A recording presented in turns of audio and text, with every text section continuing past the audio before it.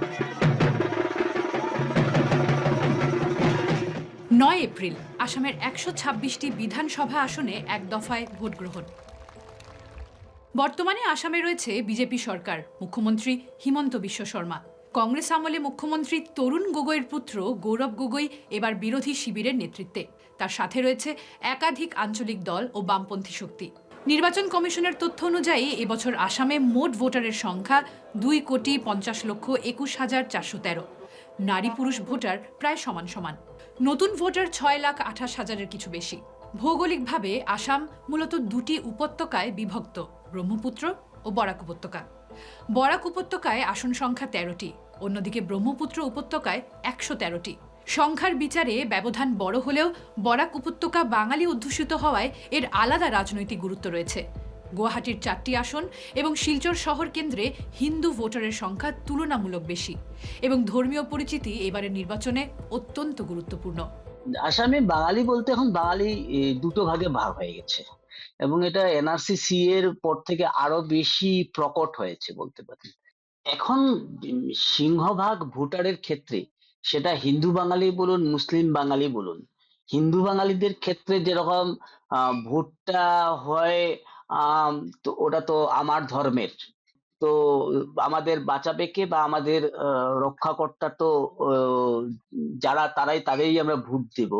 সেই জায়গাটা যখন যেভাবে প্রথম মানে ক্রাইটেরিয়া হয় আমাদের ভোটের ক্ষেত্রে, মুসলিম বাঙালিদের ক্ষেত্রেও সেই কমের প্রশ্ন চলে আসে, আমাদের সেফগার্ডটা কে দেবে আসামে, যারা দেবে তাদেরকেই তো আমরা দেব, মানে আমাদের সেই মুসলিম লিডারশিপই আমরা চাই। এটা খুব আমি মনে করি অত্যন্ত বিরক্তিকর এবং প্রচন্ড দুর্ভাগ্যজনক আমাদের এই অঞ্চলের গণতান্ত্রিক পরিবেশের জন্য, যেটা কিন্তু এটা এখন মেইন স্ট্রিম হয়ে গেছে। That is a most unfortunate part of the entire political spectrum আমাদের বরাক ভ্যালির ক্ষেত্রে। হয়তো আসামের ক্ষেত্রেও সার্বিকভাবে এটা অনেক ক্ষেত্রেই প্রযোজ্য। যে হিন্দু খুব বিপন্ন, হিন্দু ক্ষেত্রে মেয়ে, এটা নিয়ে কোনো সন্দেহ নেই। ব্যতিক্রম সব জায়গাতেই থাকে, সেটাও আছে, কিন্তু ক্রমটা হচ্ছে ওটাই। এখানে ভাষা বিদ্বেষ ব্যাপারটা মানে চলে গেছে আমি বলবো। বিশেষ করে ব্রহ্মপুত্র উপত্যকাতে কি হয়েছে, বাঙালিরা আর বাঙালি হয়ে নেই। একই সঙ্গে হিন্দু এবং বাঙালি, একই সঙ্গে মুসলমান এবং বাঙালি, সেটা হওয়া যাবে না। এটা ভারত রাষ্ট্র বুঝিয়ে দিয়েছে।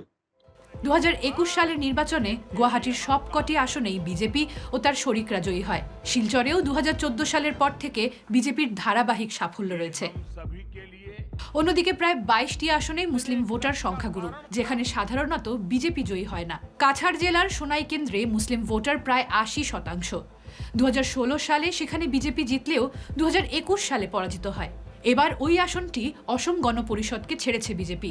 ধুবড়ি, মানকাচর, লাহুরিঘাট, আলগাপুর, দক্ষিণ করিমগঞ্জ, ধিং প্রভৃতি আসনেও একই প্রবণতা। বরাক উপত্যকায় ডিলিমিটেশনের ফলে আসন সংখ্যা 15 থেকে কমে 13 হওয়া বড় রাজনৈতিক ইস্যু হয়ে উঠেছে।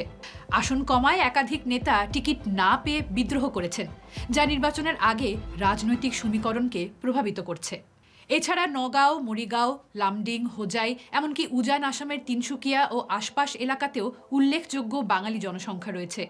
অন্যদিকে বোডোল্যান্ড, ডিমা হাসাও ও কার্বি আংলংয়ে উপজাতি জনগোষ্ঠীর প্রাধান্য, যেখানে একাধিক আসন সংরক্ষিত।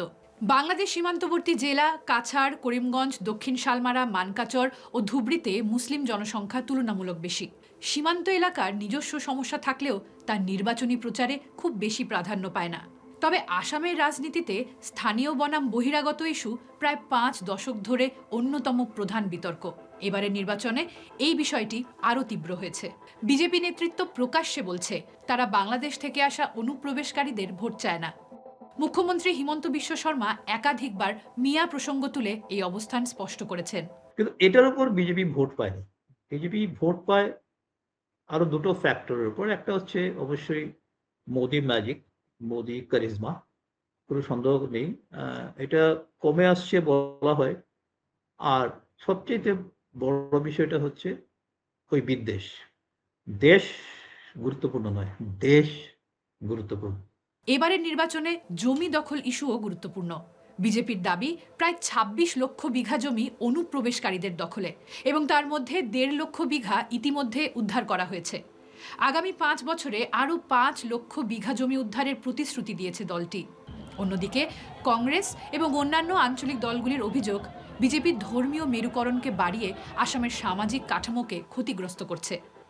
গৌরব গগৈয়ের মতে শ্রীমন্ত শঙ্করদেব ও আজান ফকিরের ঐতিহ্যের আসামে দুই সম্প্রদায়কে সাথে নিয়েই ভবিষ্যতের পথ খুঁজতে হবে। এবারে নির্বাচনে দুটি মূল ইস্যু, ধর্মীয় মেরুকরণ ও আদিবাসিন্দা বনাম অনুপ্রবেশকারী। যদিও এই বিতর্ক ব্রহ্মপুত্র উপত্যকায় বেশি প্রাসঙ্গিক। বরাক উপত্যকায় ডিলিমিটেশন পরবর্তী রাজনৈতিক সমীকরণই বড় ফ্যাক্টর হিসেবে সামনে এসেছে।